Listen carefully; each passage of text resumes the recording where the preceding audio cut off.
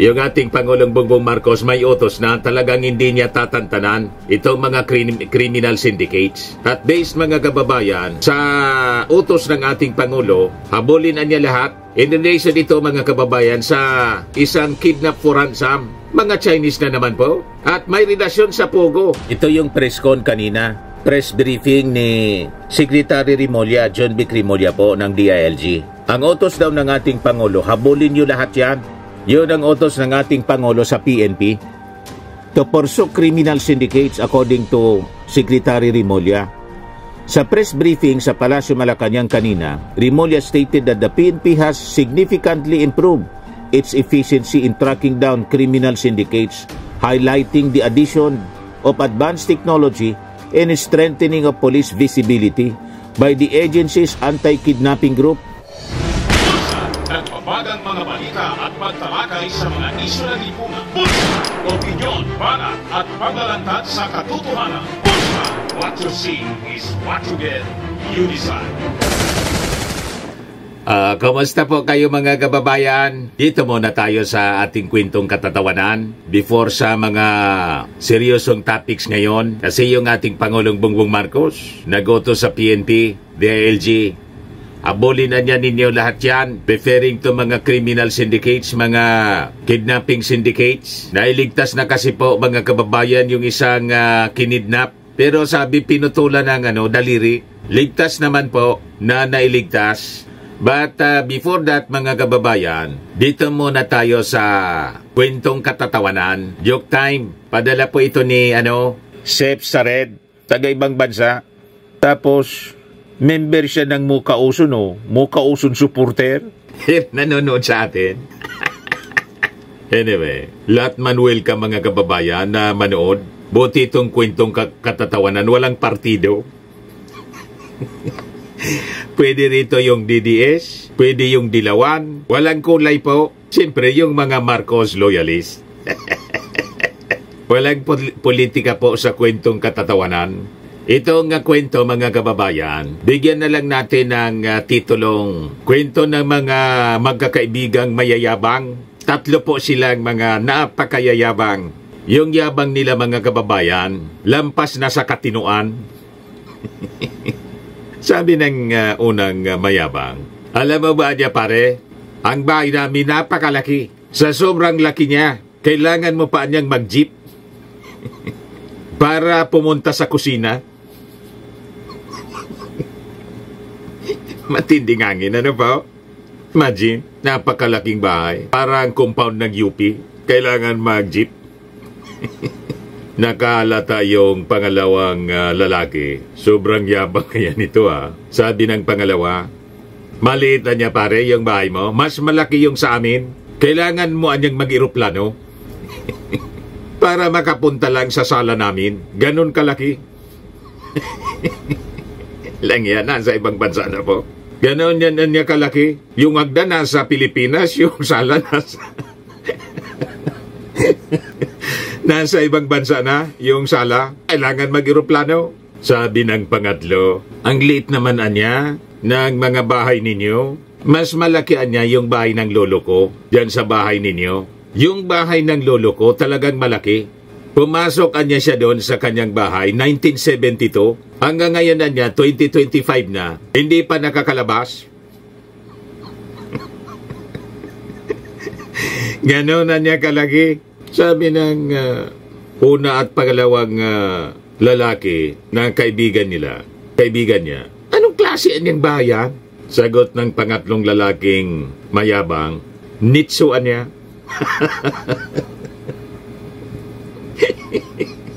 Pumasok yung ganyang lolo, mga kababayan, sa bahay niya. Permanente na pala yun. 1972. Hanggang ngayon na niya, hindi pa lumalabas.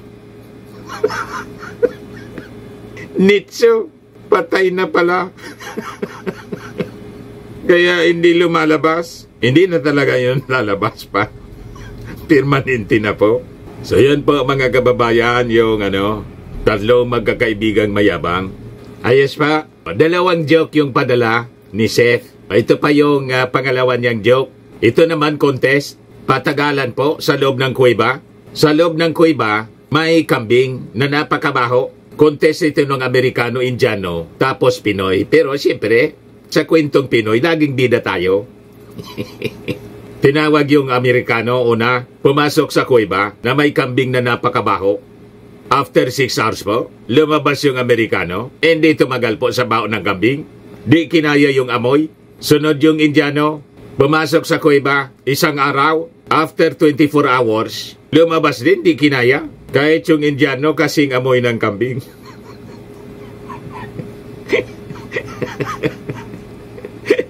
Ikaw niya dyan, Mr. Marabin. Magalit yung mga Indiano. Mas matindi yung Pinoy, mga kababayan. Di sumunod na yung Pilipino. Pumasok sa kuweba. Wala pang isang oras, lumabas yung kambing.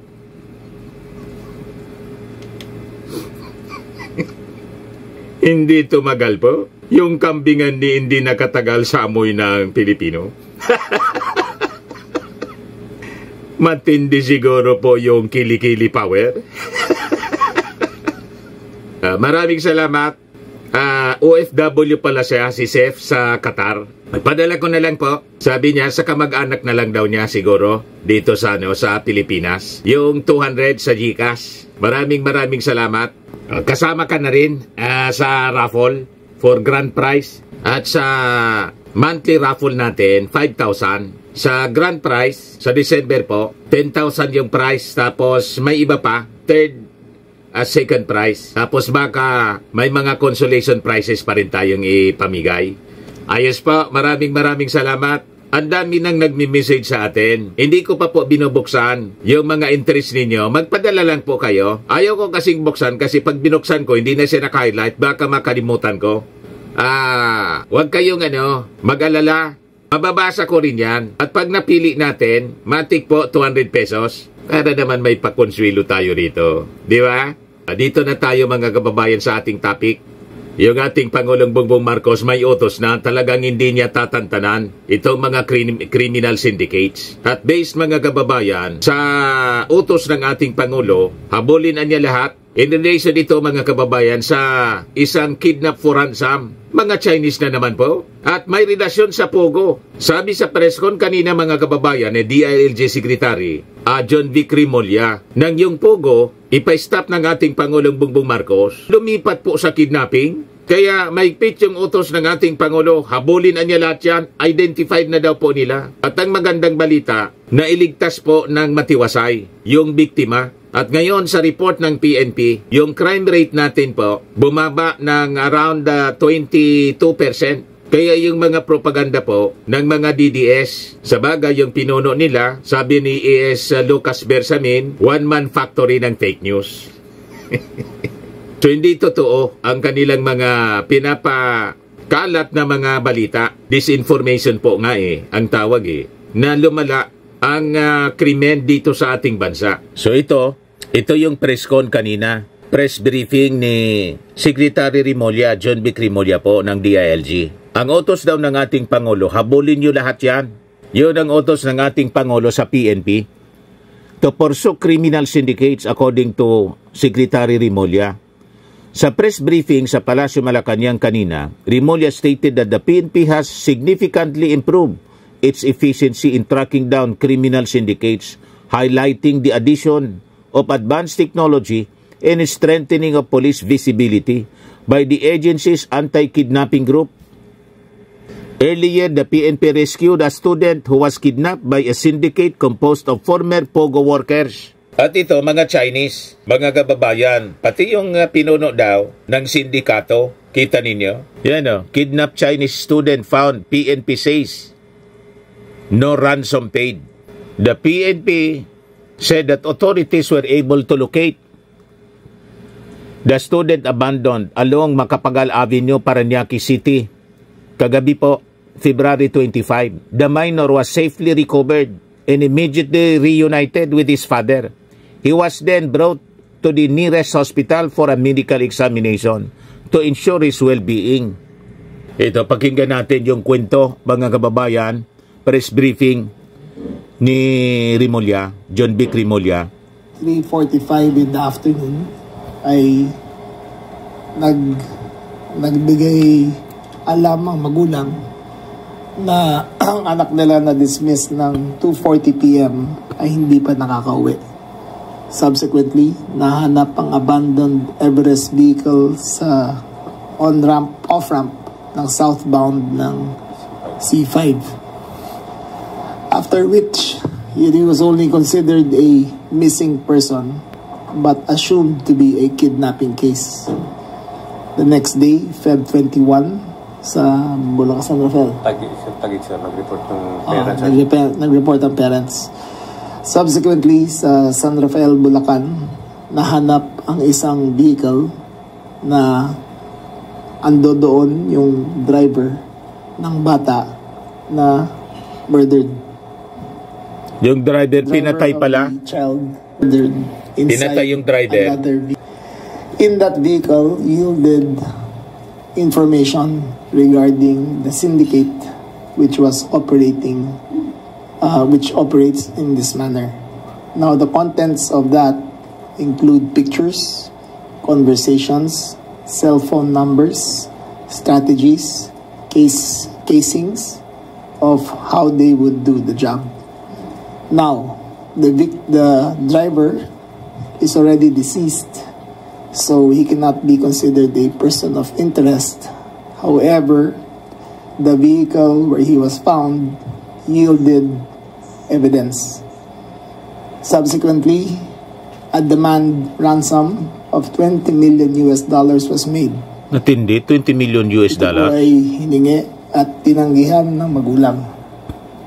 Katapos po nun, nung Sabado, ay naglabas po ng video na yung bata ay pinuputulan ng daliri. Nung kinalingguhan, nagkaroon na naman ng conversation. Ito po ay humingi ang magulang ng proof of life. Yung proof of life ay pinakita yung bata na kumakanta ng paboritong awitin ng kanyang nakababatang kapatid. Kumanta yung bata, nakangiti naman, at nakita na, at mula sa video niya ay mukhang in good health. Nung Lunes ay nag-yield na ang AKG ng positive results out of the evidence found nang nagbiping na ng signal ang mga cellphone ng mga abductor. You have to understand that this group is very sophisticated. Yung tawag nila at kung nasaan yung bata ay magkahiwalay na lugar. Pero ang daming numerong naiwan doon. Kahapon, simula nung early afternoon, ay na-detect ang signal ng isang sasakyan na nanggaling doon sa listahan ng cellphone ng driver. Habang nangyayari yun, ay gumawa na sila ng hot pursuit operation. Let me make it clear na hindi nila alam kung anong sasakyan yan. Nakuha lang nila ang numero and they were tracing the signal. At approximately 8 p.m., they were a few hundred meters away from the cellphone na gumagalaw. And in that pursuit, a few minutes after, in the Parañaque area, may nakita silang isang bata na nakapajama na nakatayo sa gitna ng kalye na may benda ang kamay. The choice was pursuing the vehicle or securing the child. Obviously, ang AKG, inuna yung bata. Kinuha yung bata, dinala sa ama, at nireconcile namin lahat. Nag-identify naman, nakita na yung bata ay pinutulan ng daliri mula sa kanan. Kanan, mula dito sa dulo. Yung bata ay matapang, hindi siya umiiyak. Masaya nakita ang kanyang magulang. Pinakita ang ama ay nataranta. Dinala namin yung bata sa ospital. Nagkaroon ng maikling debriefing at ngayon ay nakahiwalay na yung pamilya. Let me make another point clear. Ransom demand went from $20 million to $1 million to no ransom being paid by the family. I would like to congratulate the AKG, the NCAPRO, for their vigilant efforts in chasing after this. This is a function of effective policing. Ginamit nila ang kanilang resources, lahat ng kanilang human resources, intelligence sources, para matukoy kung nasaan ito. Let me make it clear, hindi pa tapos to. Uulitin ko, ito ay resulto ng Pogo. We suspect na ang tinanggal ang biktima ay galing sa pamilya na nag-ooperate ng Pogo dati. We are definite na ang sindikato na nasa likod ng kidnapping ay former operators ng Pogo din. We are definite na ang perpetrators ay ginamit ang kanilang mga former bodyguards na awol na ngayon sa serbisyo ng AFP at PNP. Awol. So they're no longer in service. So we are sure that the syndicate is still here in the country. We will make sure that they will be neutralized at the soonest possible time. We will make sure that this kind of crime will not pay, at sisiguraduhin namin na ang katarungan ay mabibigay sa pamilya ng biktima. Let me make another thing clear. In this year, there have been 8 kidnap cases in the country.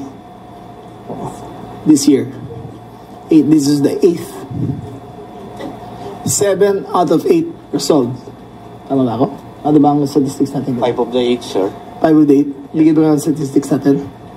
Anong statistics? However, lahat po na-release na. All of the victims have been released and we are still investigating 3 out of the 8 cases, sir. This puts an end to the chapter of the child. He is safe, he is secure, and relatively healthy.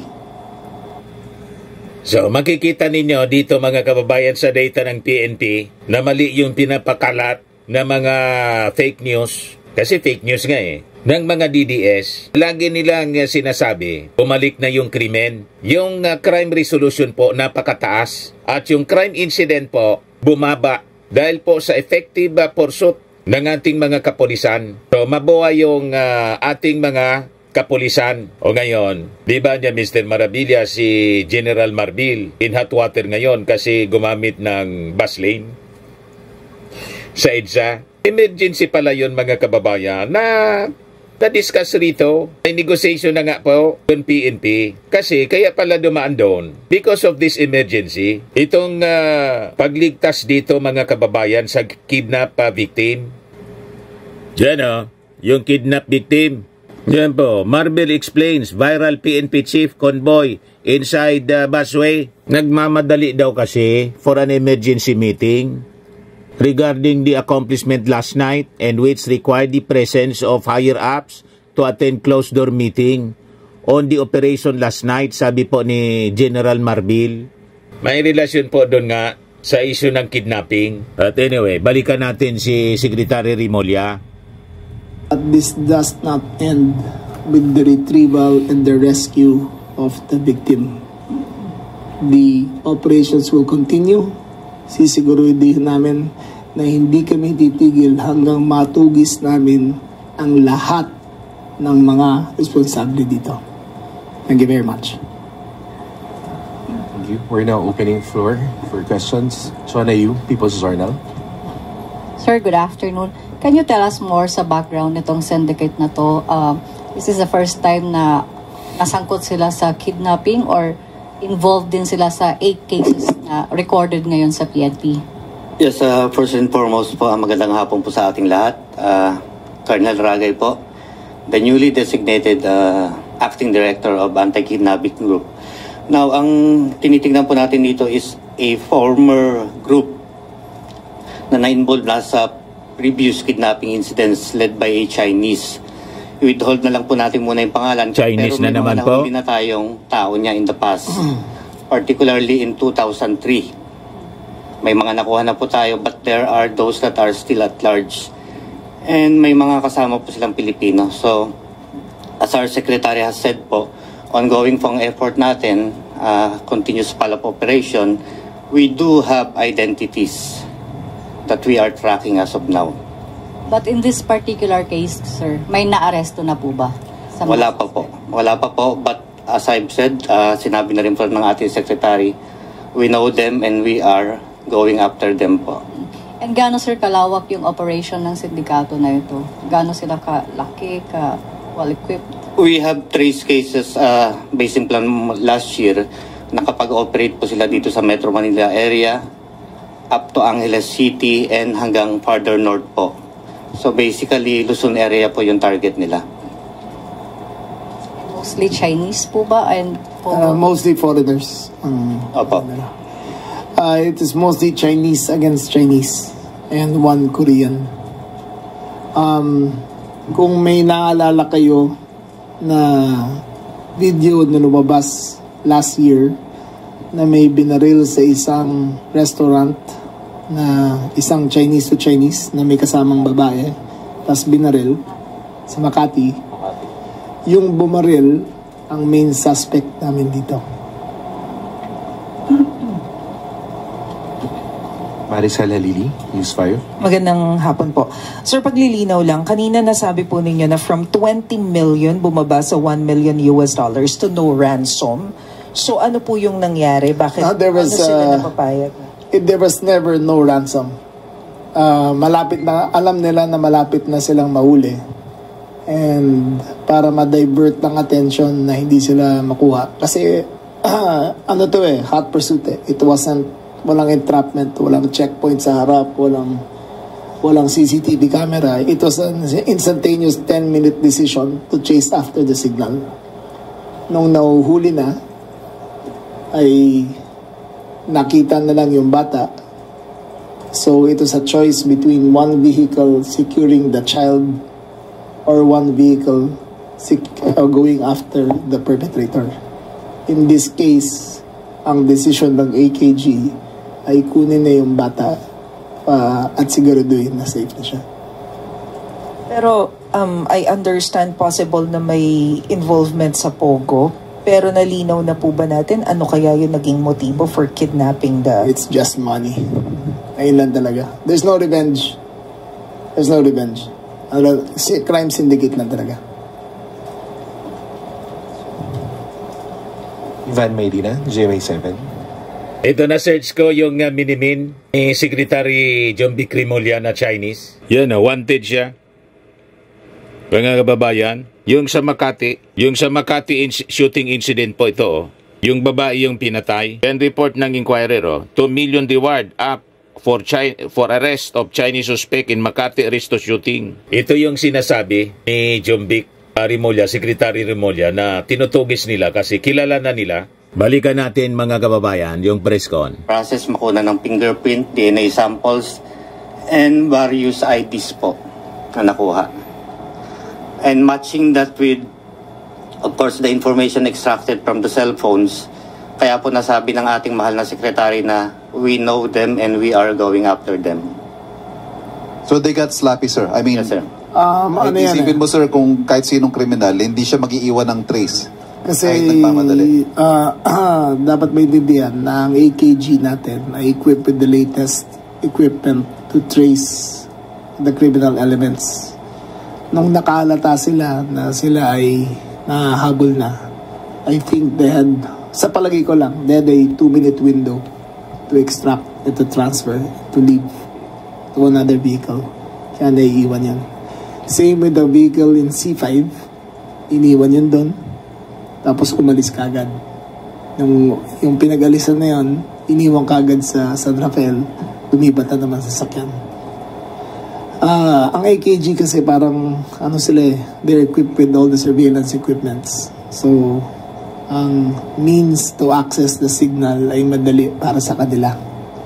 Alam natin na Chinese to Chinese ang crime na to dahil ang communication ng magulang sa kidnappers ay through WeChat. Through WeChat sila. At Chinese ang kanilang usapan. Chinese to Chinese. So, nakikita nyo talaga na hindi to Philippine enterprise. Talagang it is a criminal gang as a offshoot ng remnants ng Pogo operations dito. I believe nagkaroon kayo ng meeting kanina ni Pangulong Marcos. Any directive coming from the President about this incident and other directive aside from these cases, meron pa bang ibang directive in relation with the anti-crime campaign? Well, in full knowledge kasi ang EKG at ang NCRPO at ang buong police force sa sindikatong to, we know the members, we have knowledge kung saan sila nakatira, saan silang hideout nila, saan ang safe house nila. So expect that in the next few days ay mag-intensify kami ng drive para mahuli sila lahat. Secretary, doon sa tanong ko na may directive ba sa inyo si Pangulo? That's exactly the directive. Kung in full knowledge na, habulin niyo na lahat yan. Thank you po. Eden Santos, Net 25.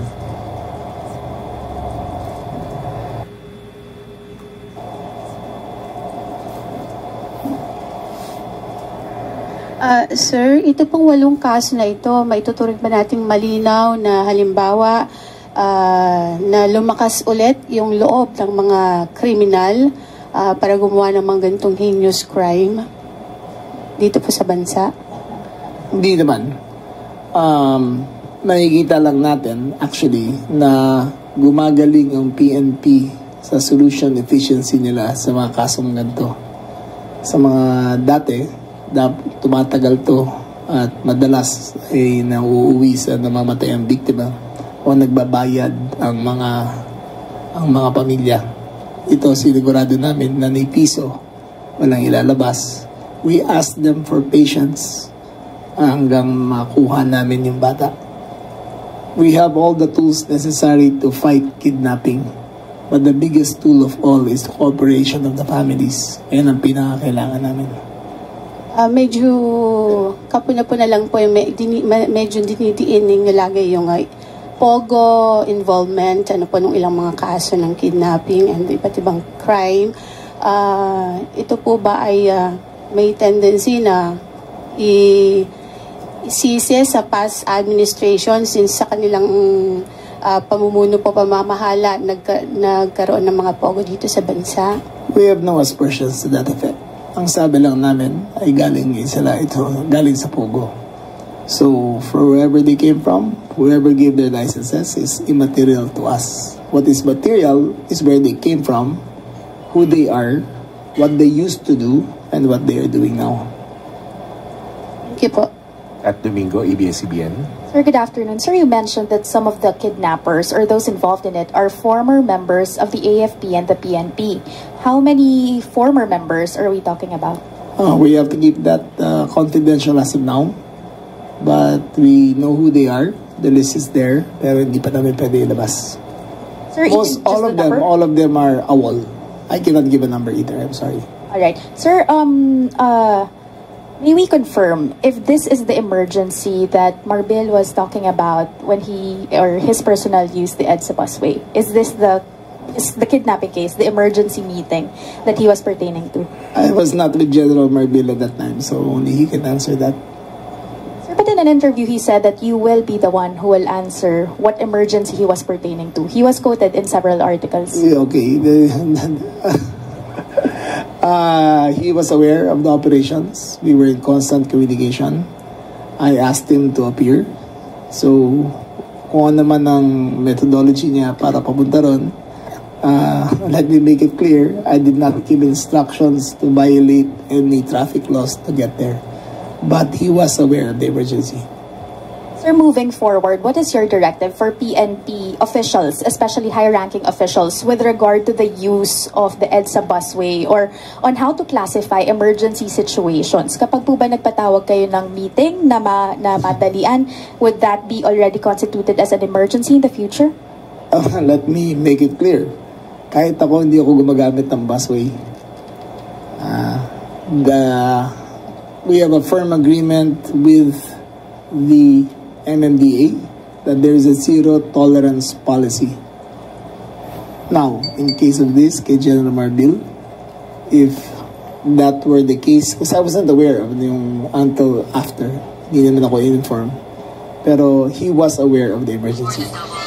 Last from my answer, you mentioned a zero tolerance policy. What sanctions will be imposed against PNP officials, whether in that incident or in future incidents, na magbabiolate sa EDSA busway policy? Well, number one is the regular policy, but number two, it will be investigated as whether it is an abuse of authority or not.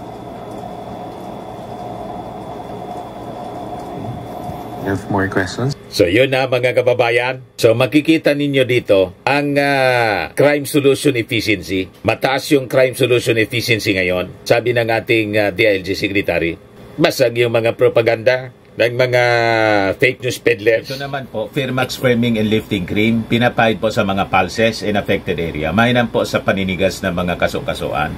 Ito naman po, Automax Radiant Serum. Sa mukha naman yung application, anti-aging po siya. You will look 10 years younger than your age. Sa mga cancer patients naman po, baka lang gusto ninyo itong itry. Naing siya red mix fruit drink. Hindi mo po siya gamot, food supplement siya. Kaya lang, gawa siya mga kababayan sa goji berry. Yung goji berry may anti-cancer properties. O ngayon, yung mga inquiries ninyo, dumiritso na lang kayo sa aming messenger sa Facebook para masagot namin agad. Ayos pa? Ayos na ayos niya, Mr. Maravilla. At sa mga naghanap po ng malinis and spacious fitness gym, pumunta lang po kayo sa aming Colossal Fitness Gym. May Grab car rental din po kami. Ito naman po yung bago naming product na binibenta online. Eye Glow Serum, whitening po siya. Tingnan ninyo yung epekto sa aking anak na architect before and now. Yung mga inquiries po ninyo, dumiretso na lang kayo sa kanyang Facebook account, Riz Maravillas.